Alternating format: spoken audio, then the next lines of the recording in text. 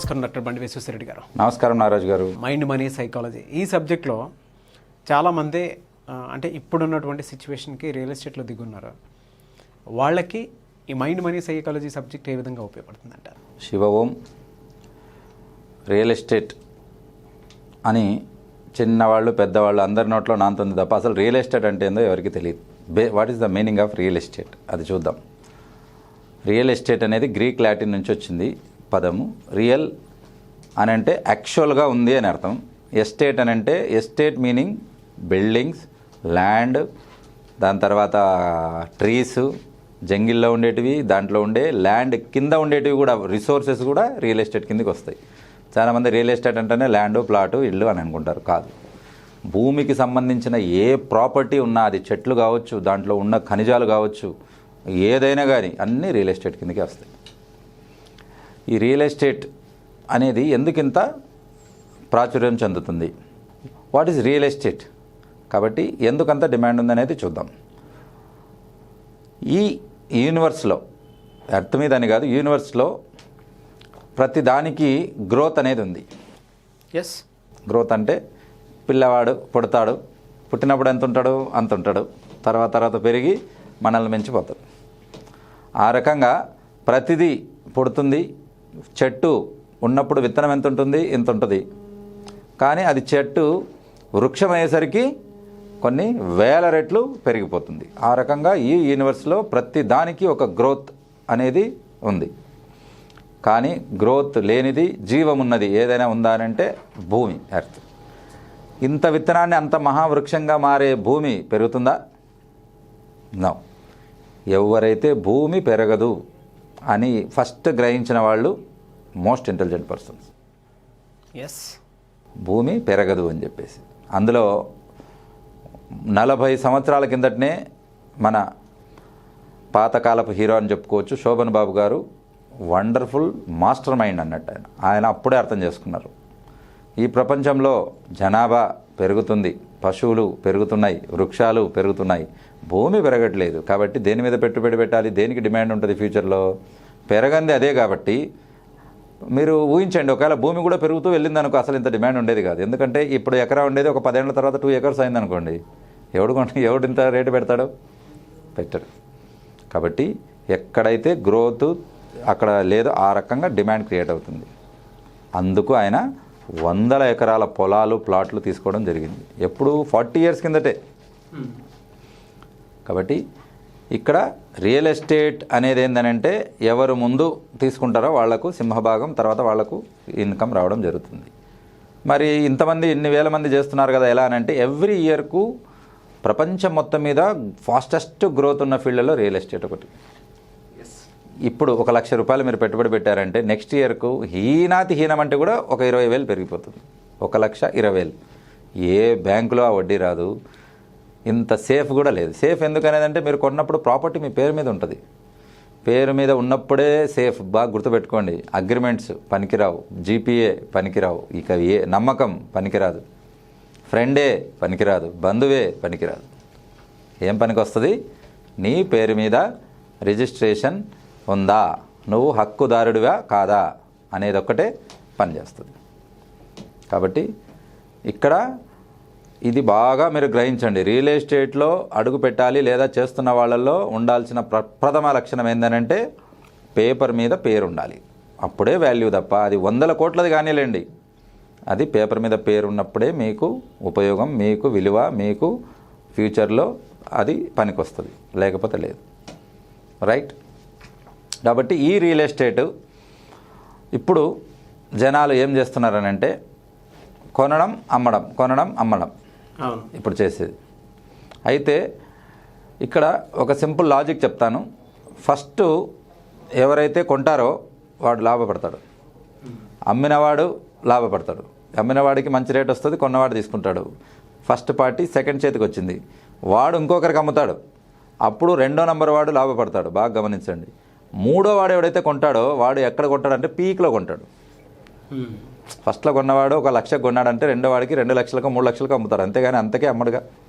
అట్లా అమ్మినప్పుడు ఆ లెవెల్ అనేది పీక్ లెవెల్లో పెట్టి 3వ వాడు కొన్నప్పుడు వాడు కొంతకాలం ఆగాల్సి ఉంటుంది, లేకపోతే అప్పటికప్పుడు అమ్ముకుంటే తక్కువ నష్టానికి వస్తుంది.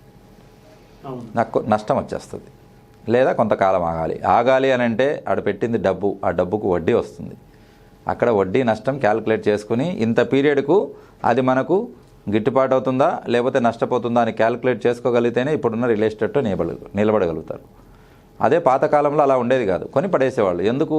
ఒక ఎకరా 10,000 నుంచి 20,000 వరకు కూడా దొరికేటివి, కొంతకాలం వరకు 50,000 నుంచి 1,00,000 వరకు దొరికేటివి. ఇప్పుడు లక్షలు పోయి కోట్లు అయిపోయింది. కాబట్టి చుట్టుపక్కల హైదరాబాద్లో 50 కిలోమీటర్ల దూరంలో ఎక్కడ కొనాలన్నా 1 కోటి నుంచి 3 కోట్ల పైనే ఉంది. కాబట్టి అంత ఇన్వెస్ట్మెంట్ పెట్టాక దానికి ఇంట్రెస్ట్ లాస్ అవుతుందిగా. ప్రతి నెలకు ఎంత లేదన్నా బ్యాంక్ వడ్డీ లెక్కేసుకున్నా 50,000, సంవత్సరానికి 12,500 66 లక్షలు. మీరు 1 ఇయర్ వరకు ఆగితే అంతకంటే పైకి వస్తే మీకు ఆదాయం. మనం ఏం చెప్పుకుంటున్నాము, 20% ఈజీగా గ్రోత్ ఉంటుంది. అంటే ఇప్పుడు 1 కోటి రూపాయలు ఉంటే 1 ఇయర్ కల్లా మ్యాక్సిమం 1,20,00,000కి వెళ్తుంది. అలా వెళ్ళినప్పుడు మీకు ఈ 5 లక్షలు వడ్డీ తీసేసినా కూడా 6 లక్షలు, మినిమం 15 లక్షల వరకు మీరు మార్జిన్లో ఉంటారు. ఎప్పుడు అది రొటేషన్లో ఉంటేనే కొనడం అమ్మడం అనేది.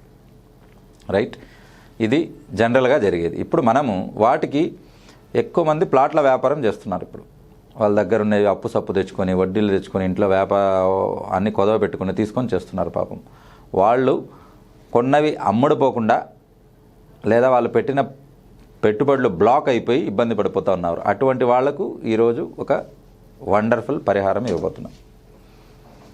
కాబట్టి రియల్ ఎస్టేట్లో ఉన్నవాళ్ళు ఈ పరిహారాన్ని మీరు చేసుకుంటే మీ ల్యాండ్లో ఉన్న నెగిటివ్ ఎనర్జీ అంతా తీసేసి అది మీకు లాభాలు తెచ్చి పెట్టే రకంగా దాన్ని మనం మార్చుకోవడం ఎలా అనేది టాపిక్. రైట్, ఇక్కడ చేయాల్సిన ఫస్ట్ పరిహారం ఏంటంటే, అందరూ ఏదైనా ఒక ల్యాండ్ ఇబ్బంది పడుతుంది చేయాలనుకుంటే మీరు చేయాల్సింది ఏంటంటే, అది ఒక ప్లాట్ కావచ్చు, ఒక పొలం కావచ్చు, లేదా ఒక 50 సెంట్ల పెద్ద బెట్ కావచ్చు, ఏదైనా ఫస్ట్ ఆ సైట్ దగ్గరికి వెళ్ళండి. మీరు కాళ్లకు చెప్పులు తీసేసి బేర్ ఫూట్ అంటారు, అంటే మీ పాదాలతోనే ఆ సైట్లో తిరగండి. ఏం సార్ దాంతో ఏమవుతుంది అని మీరు అనుకోవచ్చు. ఎప్పటికి కూడా మనం నేచర్ కనెక్ట్ అవ్వాలంటే నేచర్కు మనకు అడ్డం వస్తుంటుంది ఈ పాదరక్షలు, ఈ బూట్లు ఇవి అనేది. అది మనం తీసి మీరు బేర్ ఫుట్తో అక్కడ తిరగాలి. తిరిగేటప్పుడు జాగ్రత్త, అక్కడ గాజు ముక్కలు ఉన్నాయా ముళ్ళులు ఉన్నాయో అది చూసి తిరగాలి. మీరు తారు తిరగమన్నాడని అలే తిరగకూడదు. మీరు నీట్గా ఉండే చోట తిరగండి. ప్లస్ అక్కడ ఒక 1 అవర్ వరకు మెడిటేషన్లో కూర్చోండి. మినిమం 1 అవర్ లేదా హాఫ్ అన్ అవర్ అన్న. ఏం చేస్తుంది, ఏమవుతుంది సార్ ఆ టైంలో అంటే, ఏ టైంలో కూర్చోవాలి క్వశ్చన్. మార్నింగ్ కానీ ఈవినింగ్ కానీ ఎండ తక్కువగా ఉన్న టైంలో కూర్చోండి, లేకపోతే ఎక్కువసేపు మీరు కాన్సన్ట్రేట్ చేయలేరు. ఓకే, అర్ధరాత్రి కూర్చోవద్దండి, జనాలు అనుమానపడతారు మీరేదో చేస్తున్నారని. కాబట్టి అక్కడ కూర్చొని మీరు మీ ప్రాబ్లం ఏదైతే ఉంటుందో అది నేచర్కి చెప్పుకున్నాడు కూర్చొని. ఇప్పుడు ఈ సైటు నాకు ఇప్పుడు 1 కోటి రూపాయలు దీంట్లో పెట్టుబడి పెట్టాను, ఇది నాకు ఒక 2 సంవత్సరాల నుంచి చాలా ఇబ్బందిగా ఉంది, కాబట్టి ఈ సైటు పోతే నాకు చాలా బాగుంటుంది, దీంతో నాకు వృద్ధిలోకి వస్తాను అని చెప్పేసి ప్రే చేసి వృద్ధిలోకి వచ్చినట్లు అక్కడ విజువలైజేషన్ చేసుకోవాలి. సైట్లో కూర్చొని అరికాళ్ళు అరిచేతులు చాలా మోస్ట్ పవర్ఫుల్, మీకు చెప్తున్నాం కదా, అరికాళ్ళు అరిచేతులు ఆ భూమికి తాకిచ్చి మీరు రిక్వెస్ట్ చేసుకోవాలి. ఎలా సార్ ఇది ఎలా వర్కౌట్ అవుతుంది సైంటిఫిక్గా అని అనుకుందాం. వెనక్కి వెళ్దాం. చిన్నప్పుడు మీకు ఏదన్నా కావాలి అని అంటే మీ ఫాదర్ కొనిచ్చలేదనుకోండి, ఏం చేస్తారు, కాళ్ళు వేలా పడతారు, కాళ్ళు పట్టుకుంటాడు, బయటికి పోనివ్వడు. మొండిపడి ఏదైనా కొనిపించేటట్టు కొత్త పెన్సిల్ కావాలని అంటే ఉందిరా అది వాడుకో రేపు కొనిగిస్తా అంటే వినడు. ఏం చేస్తాడు, అడ్డం పడతాడు, పని చేయనేడు. ఏం చేస్తాడు, పని చేయనేడు, ఆఫీస్కి పని అయ్యాడు, వాళ్ళ జాబ్ చేయనేడు. అరే బాబు కొనిచ్చేంత వరకు వదిలేటట్టు లేడని కొనిస్తాడు వాళ్ళ ఫాదరు. అవునా కదా? ఇది కూడా అలాగే నేచర్ను మీరు వదలకూడదు, పట్టేసుకోవాలి. ఇది ప్రాబ్లం నుంచి నువ్వు నాకు బయటపడేసేయి, ఇంకా నీకు దీంట్లోంచి నేను బయటపడిపోతున్నాను, బయటపడాలి నేను, ఇంకా వేరే దారే లేదు అని చెప్పేసి మీరు ఒక తండ్రి పాదాలు ఎలా పట్టుకుంటాడో మీకు హక్కు ఉంటుంది కదా. తండ్రి అన్నాక యూ హ్యావింగ్ రైట్స్, యూనో. తండ్రికేమో బాధ్యత కొడుకు మీద, మీకేమో తండ్రి మీద హక్కు ఇవ్వాల్సిందే. అంటే అది లిమిట్స్లో ఉన్నంత వరకు అందరు తండ్రులు ఇచ్చేస్తారు, లిమిట్స్లో లేనివి కూడా ఇస్తారు పాపం ఈ కాలంలో తల్లిదండ్రులు. అలాగా మీరు నేచర్కు మీరు ఒక బిడ్డలాంటి వారు. Isn't right? ఈ ప్రపంచంలో ఈ విశ్వంలో అంతటికీ మనము వాళ్ళ బిడ్డలాంటి వాడు. మనకు తండ్రి నేచర్ అనేది ఒక తండ్రితో సమానం. అటువంటి నేచర్, అటువంటి యూనివర్స్, అటువంటి ప్రకృతితో కనెక్ట్ అయిపోండి, ఇది కావాలి నాకు అని చెప్పేసి. ఎమోషనల్గా ఉంటే కళ్ళ నీళ్ళు గార్చినా ఇబ్బంది లేదు, కానీ ఎమోషనల్గా ఉంటే చెప్పండి, మీ ప్రాబ్లం ఏందో ఎక్స్ప్రెస్ చేయండి. అడగందే అమ్మైనా అన్నం పెట్టదు. ఆకలి అని ఊరికే నువ్వు అనుకుంటే కాదు, బయటికి కనపడాలి. అమ్మ ఆకలి అంటే కదా తల్లి అన్నం పెట్టేది. అలాగా నీ ప్రాబ్లమ్స్ ఏంటనేది మీరు చెప్పుకోండి నేచర్తో. ఆ సైట్లో బేర్ ఫుట్తో కాళ్ళకు చెప్పులు లేకుండా మీరు చేయండి. డెఫినెట్గా కనెక్ట్ అవుతారు. వీలైనంత తొందరలో దాంట్లో వితిన్ 21 డేస్లో మీకు సొల్యూషన్ కనపడిపోతుంది. తప్పకుండా సార్. రైట్. కాబట్టి ఇంకా సొల్యూషన్స్ ఉన్నాయి, మనం నెక్స్ట్ వీడియోలో తెలుసుకుందాం. తప్పకుండా. ఈ వీడియోకి అఫర్మేషన్ ఏమైనా చెప్తారండి? డెఫినెట్గా అఫర్మేషన్ అనేది ఇది చాలా ఎమోషనల్ ఇది ఉంటుంది. కొన్ని సైట్స్ ఎంతలా ఇబ్బంది పెడతాయనంటే, మొన్న ఒక క్లయింట్ వచ్చాడు, మొత్తం ఆయన జీవితంలో సంపాదించింది మొత్తం పెట్టేశాడు. 1 కోటి రూపాయలు సంపాదించాడు, ఒక నార్మల్ మనిషి, అంతా ఒకటే సైట్లో పెట్టేశాడు. ఆ సైట్ కాంప్లికేట్ అయి కూర్చుంది. అమ్మడబోక, డబ్బులు రాక, వడ్డీ లాస్ అయి, మానసిక క్షోభ అనుభవించి అసలు సూసైడ్ చేసుకొని చనిపోదామనేంత పరిస్థితుల్లో ఉన్నప్పుడు నా దగ్గరికి వచ్చాడు. కాబట్టి ఆయనకి ఇచ్చిన అఫర్మేషనే మీకు ఇస్తాను. ఆయన 100% సైట్ అనుకున్న దానికంటే ఒక 30 లక్షలకు ఎక్కువనే అమ్ముకున్నాడు, హ్యాపీగా ఉన్నాడు ఇప్పుడు. కాబట్టి ఆ అఫర్మేషన్ మీరు ఫాలో అవ్వండి, మీరు కూడా దాని నుంచి బయటపడండి. అఫర్మేషన్ ఏంటంటే, బేర్ ఫుట్తో కూర్చోమని చెప్పాను. కాళ్ళకు చెప్పులు ఉండకూడదు, చేతులు కూడా భూమికి ఆనించి మనం చెప్పుకోవాలి. అక్కడ అఫర్మేషన్ ఏం చెప్పుకోవాలనంటే, అక్కడ నేచర్లో చెప్పుకోవాలి. నాకు ఈ సైట్ కానీ ప్లాట్ ఏదైతే ఉందో, పొలం ఉందో అది చెప్పుకోవాలి మీరు. నాకు ఈ పొలం అనుకుందాం ఉదాహరణకు, నాకు ఈ పొలం నుంచి 1 కోటి రూపాయల వరకు ఆదాయం వస్తుంది, ఇప్పుడు పడిన కష్టాలన్నీ తీరిపోతున్నాయి, నేను ఈ పొలం నుంచి వచ్చిన ఆదాయంతో చాలా హ్యాపీగా ఉంటున్నాను. 3 అఫర్మేషన్ చెప్పుకోండి. అమౌంట్ ఉంటే క్లియర్గా ఇంత అమౌంట్కు నేను అమ్మదలుచుకుంటానంటే అంత అమౌంట్ చెప్పేయండి. అది 1 కోటి రూపాయలు ఉందా, 2 కోట్లకు ఉందా, ఒక 10-20 లక్షలు ఎక్కువనే పెట్టుకుని మీరు చెప్పేసి దాన్ని ముందు మీరు నమ్మండి, బిలీవ్. నెక్స్ట్ విజువలైజ్ కండి, సైట్ అమ్ముడుపోయినట్టు, ఆ సైట్లోనే నిలబడి మీరు డబ్బులు తీసుకున్నట్లు మీరు విజువలైజ్ కండి. తర్వాత ఆ నేచర్కు అట్రాక్ట్ అయిపోతుంది. తప్పకుండా సార్. ఇదే విజువలైజేషన్, ఇదే అఫర్మేషన్ రియాలిటీకి మీకు వస్తుంది. ఇలా 21 డేస్ చేయండి. జనాలు చూడనప్పుడే చేయండి, జనాలు చూసేటప్పుడు చేయొద్దు. అయితే చాలామంది ఇప్పుడున్న దాంట్లో అంటే పౌర్ణమికి అసలు ఏ విధంగా ఉండబోతోంది, అండ్ ప్రత్యేకించి క్లాసెస్ అవి అడుగుతూ ఉన్నారు, అండ్ బిఎంఈటీ గురించి అడుగుతున్నారు, ఏ విధంగా రిజిస్ట్రేషన్ చేసుకోవాలి అని ఇంకా కొంతమంది క్లారిటీ లేదు, ఏం చెప్తారు? మీరు కింద కనపడే స్క్రీన్ మీద ఉన్న నంబర్లకు మీరు కాల్ చేసి రిజిస్ట్రేషన్ చేసుకోవచ్చు. తర్వాత మనీ, మెడిటేషన్, అఫర్మేషన్, తర్వాత అట్రాక్షన్ కోసం కావాల్సిన వాళ్ళు కింద కనపడే నంబర్లకు కాల్ చేసి అపాయింట్మెంట్ తీసుకోవచ్చు. Thank you so much doctor బండి విశ్వేశ్వరరెడ్డి గారు. థ్యాంక్ యూ నాగరాజు గారు. Thank you universe, and thank you viewers. చూశారు కదండి వీడియో. ఈ వీడియోపై మీ అభిప్రాయాన్ని కామెంట్ రూపంలో తెలియచేయండి. అండ్ పర్టికులర్గా మీకు కనుక money attraction, money meditation, money visualisation వాటికి సంబంధించినటువంటి విషయాల మీద అవగాహన కానీ, లేదంటే సబ్జెక్ట్ తెలుసుకోవాలని కానీ, లేదా మనీ పరంగా మీరు కనుక డెవలప్ అవ్వాలి అనుకుంటే ఫినాన్షియల్ పరంగా స్క్రీన్ మీద కనిపిస్తున్న నెంబర్కి వెంటనే సంప్రదించండి.